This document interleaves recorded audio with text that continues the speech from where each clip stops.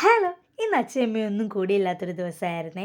അവർ ഒരാവശ്യത്തിന് വേണ്ടി മധുര വരെ പോയേക്കുവാണ്. പിറ്റേന്ന് വെളുപ്പിന് അവർ വരും.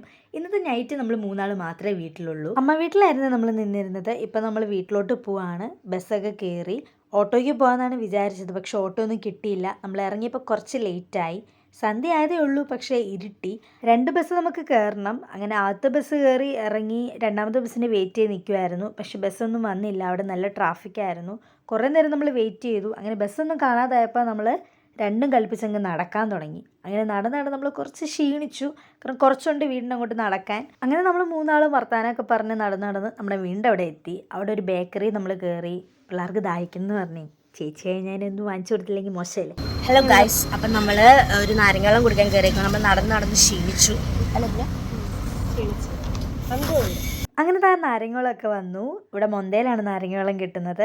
നമ്മുടെ ഇവിടെ നാട്ടിൽ മൊന്തയെന്ന് പറയും. നിങ്ങളുടെ അവിടെ എന്താ പറയുന്നത് കമൻറ്റ് ചെയ്യുക കേട്ടോ. അങ്ങനെ നല്ല നാരങ്ങ വെള്ളമായിരുന്നു. അതൊക്കെ കുടിച്ചു.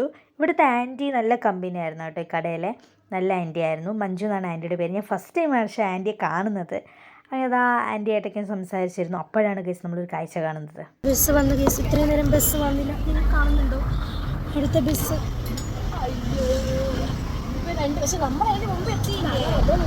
ബസ് കയറി വരുന്നതിന് മുന്നേ നമ്മളിവിടെ എത്തി. അപ്പം നമ്മൾ എന്ത് ചെയ്തു? നമ്മൾ പൈസ ലാഭിച്ചു അല്ലേ? പൈസ ലാഭിച്ചു. അങ്ങനെ നമുക്ക് കഴിക്കാൻ കുറച്ച് സാധനവും വാങ്ങി നമ്മൾ നേരെ വീട്ടിലോട്ട് വന്നു. ഇപ്പോൾ സമയം 12:30 ഗൈസ്. ഫുഡ് കഴിക്കാൻ ഇത്രയും ലേറ്റ് ആവാൻ കാരണം നമ്മൾ വീട്ടിൽ വന്നു കഴിഞ്ഞപ്പോൾ നല്ല പൊടിയും കാര്യങ്ങളും ഉണ്ടായിരുന്നു. 3-4 ദിവസമായിട്ട് വീട് അടഞ്ഞ് കിടക്കുമായിരുന്നു. അപ്പോൾ അതിൻ്റേതായ പൊടിയും കാര്യങ്ങളും ഉള്ളതുകൊണ്ട് അതൊക്കെ ക്ലീൻ ആക്കിയിട്ടാണ് നമ്മൾ കഴിക്കാനിരുന്നത്. നമ്മൾ വരുന്ന വഴിക്ക് ഒരു ചപ്പാത്തി പാക്കറ്റ് വാങ്ങിക്കൊണ്ട് വന്നിട്ടുണ്ടായിരുന്നു. പിന്നെ നമ്മൾ കറി ഓർഡർ ചെയ്യുമായിരുന്നു. നമ്മൾ ബട്ടർ ചിക്കനാണ് ഓർഡർ ചെയ്തത്. ടേസ്റ്റ് ഉണ്ടായിരുന്നു, കുഴപ്പമൊന്നുമില്ലായിരുന്നു. ആദ്യം കഴിച്ചപ്പോൾ എനിക്ക് വലിയ ഇത് തോന്നിയില്ല. പക്ഷേ പിന്നെ കഴിച്ച് വന്നപ്പോൾ എനിക്ക് ഇഷ്ടമായി. അത് കഴിഞ്ഞാൽ ഒരു 1:30-1:45 ആയപ്പോഴത്തേക്കിന് അടുത്ത ക്രേവിങ്സ്. നമ്മൾ വാങ്ങിച്ചുകൊണ്ട് വന്ന കുറച്ച് സാധനങ്ങളൊക്കെ അവർക്ക് പൊട്ടിച്ച് കഴിക്കണം ഇപ്പം തന്നെ.